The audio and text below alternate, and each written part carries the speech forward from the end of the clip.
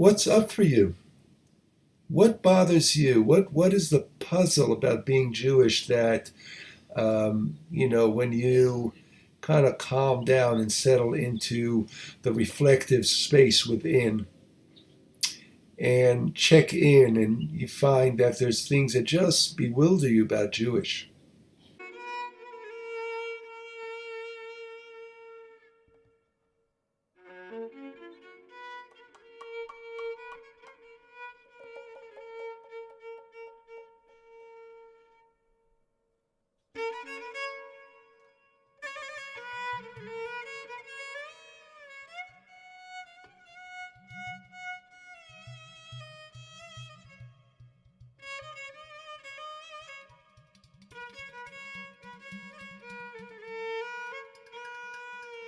Happy Memorial Day almost. This is Sunday of Memorial Day weekend. And I want to start by acknowledging the fallen warriors of warriors for good, um, warriors in all all forces that fight for justice, for safety, um, for truth, and ultimately for peace. So those people who put their lives on the line to keep our lives, our safety. This is the weekend. This is the time we're in that vibration of remembering and honoring them. But I'd like to spend our study today memorializing my teacher, which was not a military warrior, but he was a spiritual warrior. Rabbi Zalman Schachter Shalomi, who passed in 2014, I believe in July. Don't have the exact date in front of me or in my head, but it was in the summer of 2014. Passed away in old age. And I want to dedicate this teaching, the lesson today in our Cyber Yeshiva here. Welcome to those who are coming on right now on Facebook.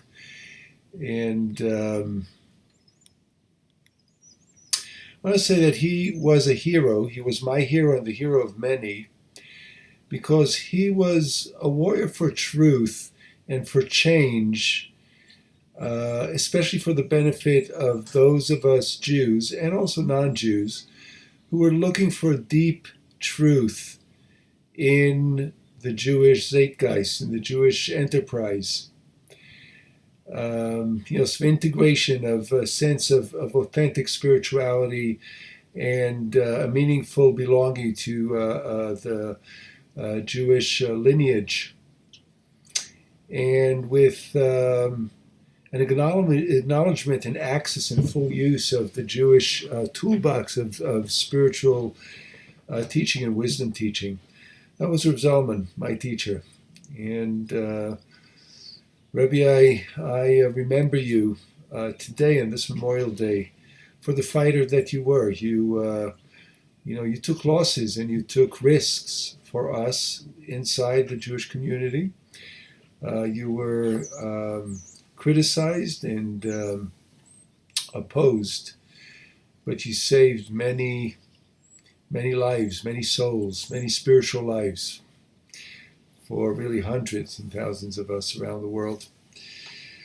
So the way I'd like to memorialize Reb Zalman, may his memory be of a blessing, is by reading a few chapters from his book together with Rabbi Daniel Siegel, who was his first musmach. And here's the book. It's called A Credo of a Modern Kabbalist. And obviously it's available online, Credo of a Modern Kabbalist. And let's jump right in. I'll read and stop every now and then offer us questions for thought or not as it comes to me, and would love to hear your comments. So please feel free to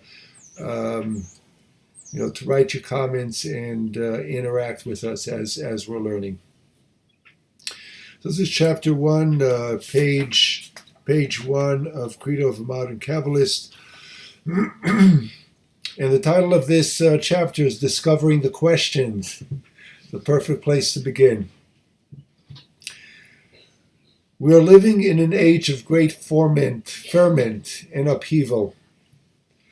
While we may hope for models from the past which we can simply apply to resolve our confusion, it soon becomes evident that no such models exist. Still, it is useful to remind ourselves that this is not the first time in which people needed a new guide for the perplexed and the confused. And he is referring to Maimonides, who wrote the Guide of the Perplexed in the 12th century. Nor as we continue to grow in awareness with God's help, will this be the last time. Our task here is to try and map a credible Jewish credo for this moment. If this effort turns out to be helpful, then I will be pleased, says Reb Zalman. So a new way of understanding, of having a meaningful framework for being Jewish at this time. Now, for many of us, probably for you, for me too, there's a reverence of the past. And there's a leaning on the past for an authoritative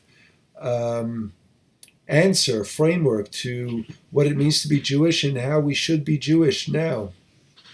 Now consider that the questions, the frames that were created in the past, in the 12th century, in the 3rd century, in the 1st century, in the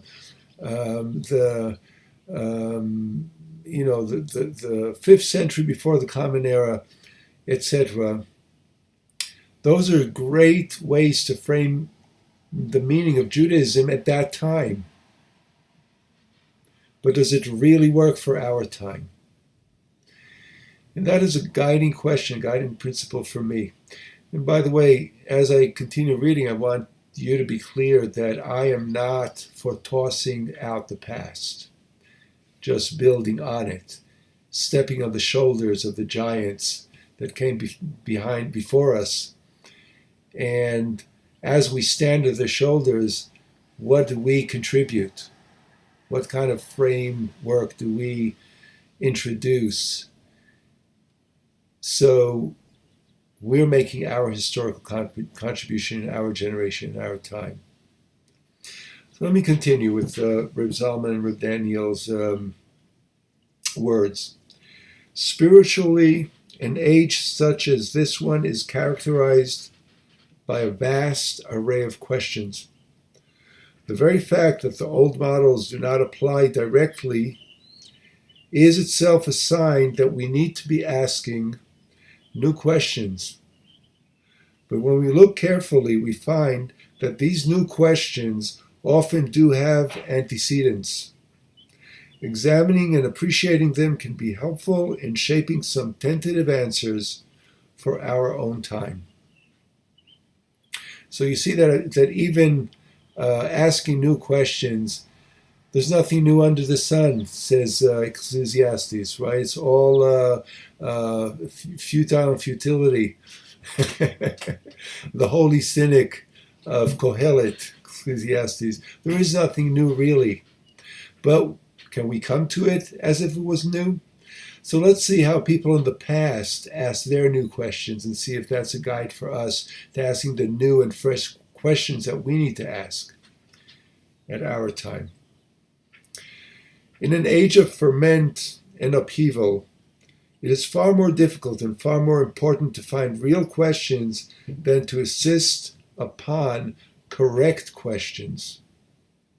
Real versus correct. Or authoritative versus authentic. And here the invitation is to go for, as you may already guess, authentic. In the end, the best answers will come from long and diligent thinking and research, from further revelation, from the source of truth, source capital S and source of truth, the source of truth, or some combination of the two. But even revelation is more likely to come to those who have learned to raise the appropriate questions. And isn't that what we are all about? We, meaning Jewish tradition. We're all about asking the right questions. Asking questions. In fact, the traditional term is a kasha. Kasha is a question. Right? Answers which speak directly to the moment in which the questions are being addressed are more likely to come to those who are vitally hungry for their questions to be answered. So I love the framing. You can see that that according to the Rebbe, to Reb Zalman, the energy and the authenticity of the questioning, of the quest, is as important as its intellectual proper framing or depth of inquiry. Both are important. So I'm going to skip a couple of paragraphs. He's going to go into the example of Maimonides and how Maimonides asked questions at the time when he was the reformer and the daring fresh guide for his time, leaning on Aristotelian philosophy and bringing really crisp and clear logic into a Jewish tradition at a time when Greek philosophy and Arab philosophy in the Muslim world at its peak, which, by the way, was the environment in which the Rambam, Rabbi Moses, son of Maimonides, was raised and operated. So he asked questions that were apropos, were cutting edge, were on the growing edge of his time. And some of his works are still valid, really ahead of his time, and still admired and studied today. We rely on the Rambam for understanding a lot of the deeper truths of Jewish tradition.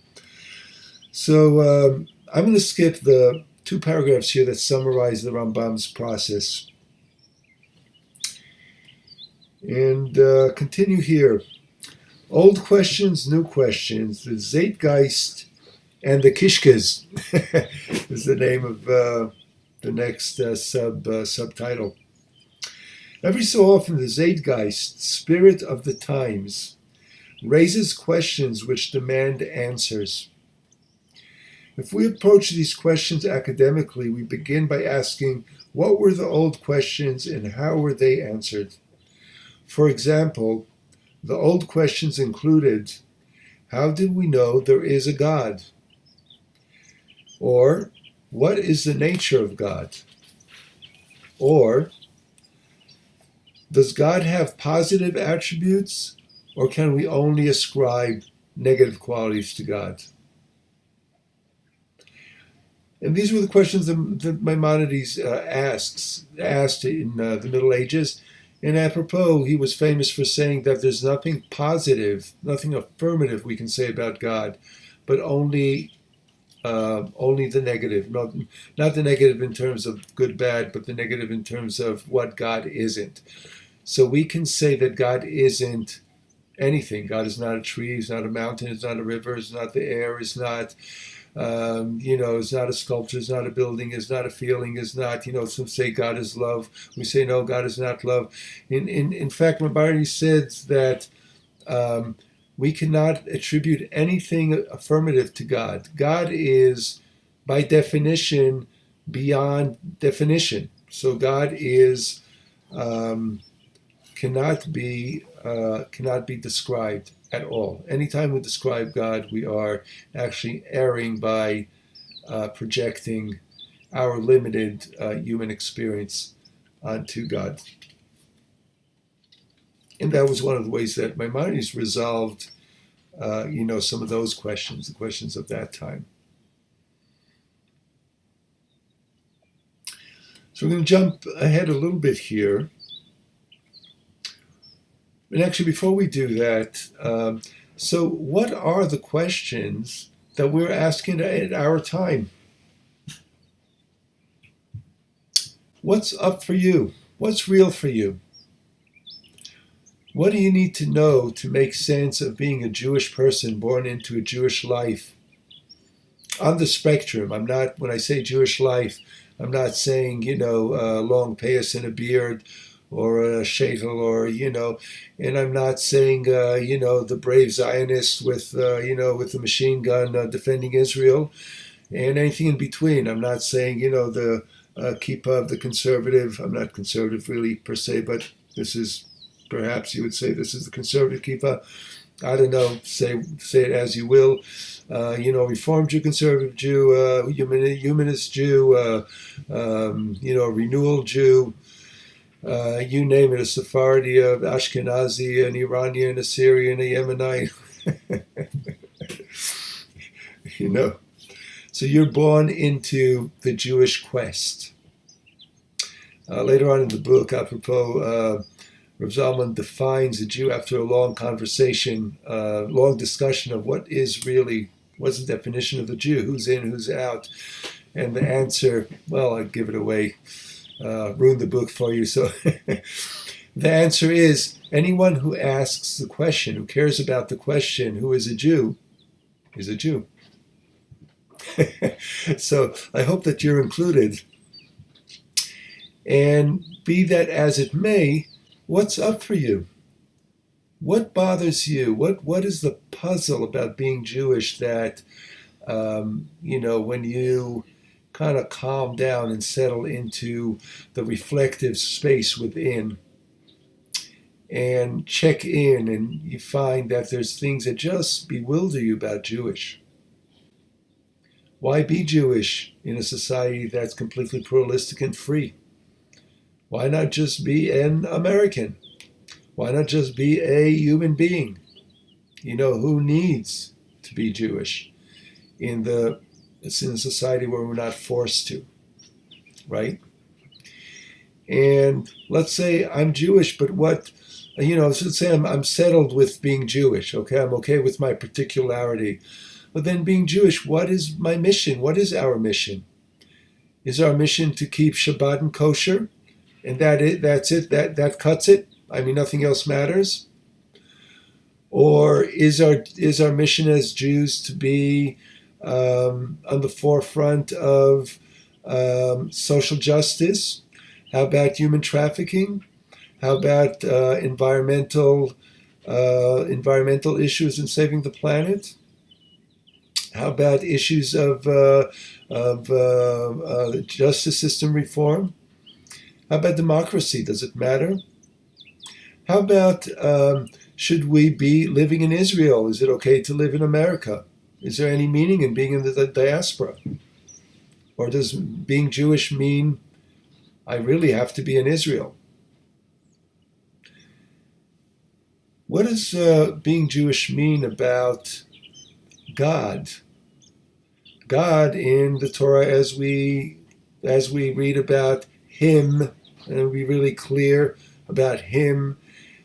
He's the guy the Almighty, who just punishes those He doesn't like, destroys all people, creates the world and then says oops and destroys the world and then creates it again and then, and then has all these laws, and if you don't fulfill the laws, then God says, well, burn him or burn her,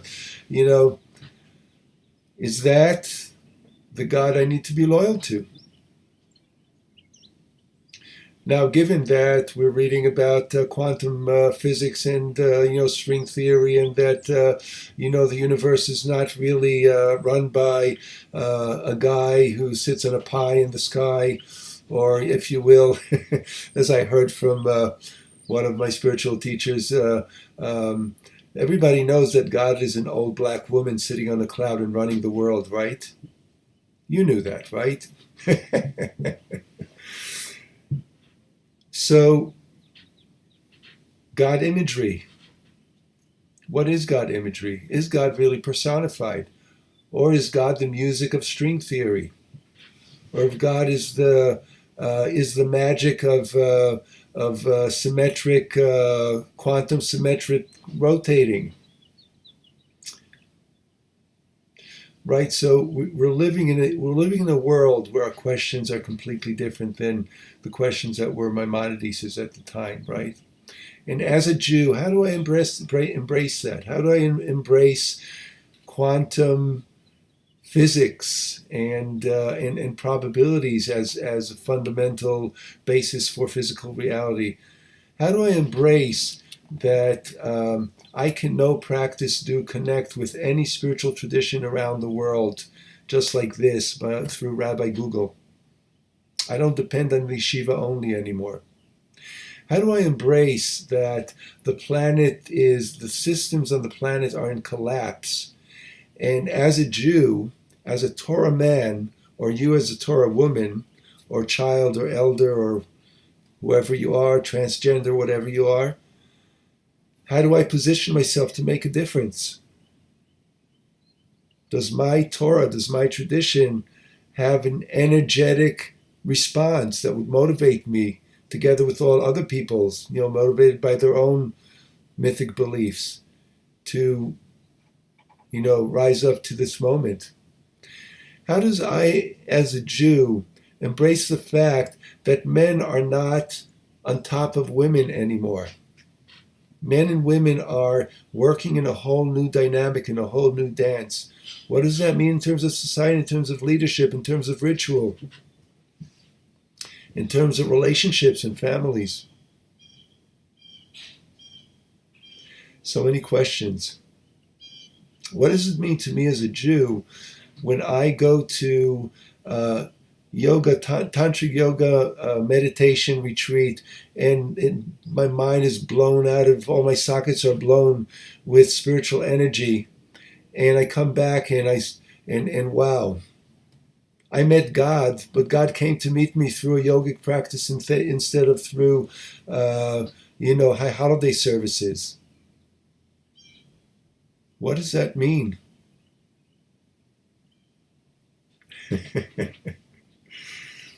Let us continue with the words of the Rebbe.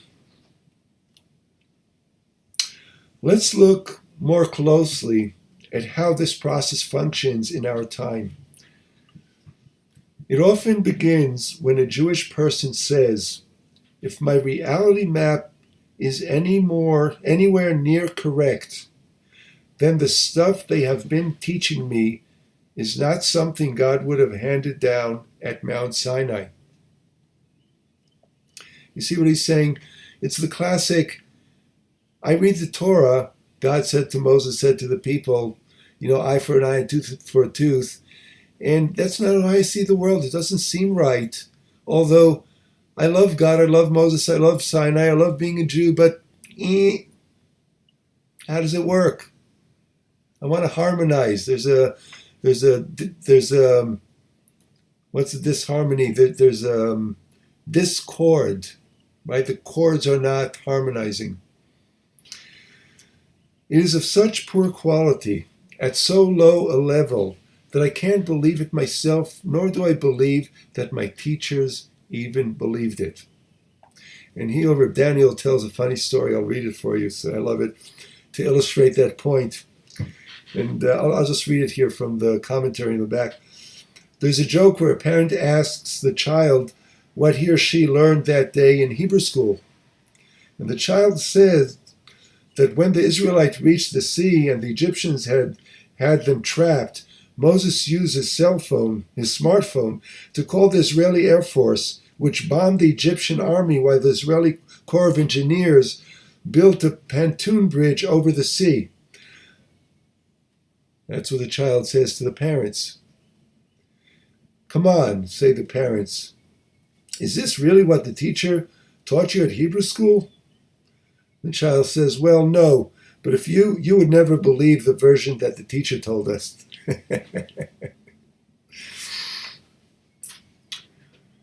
Back to the text.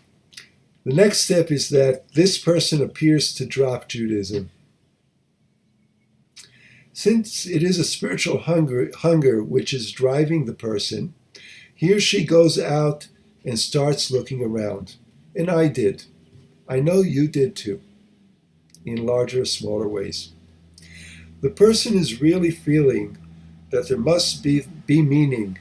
There must be something more than what the teacher taught me in Hebrew school.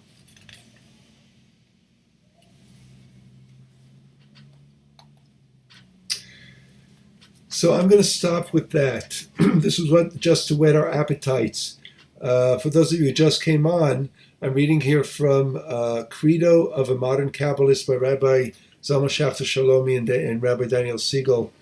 I'm dedicating this session to the memory of Reb Zalman Schachter Shalomi, my Rebbe, who passed 5 years ago.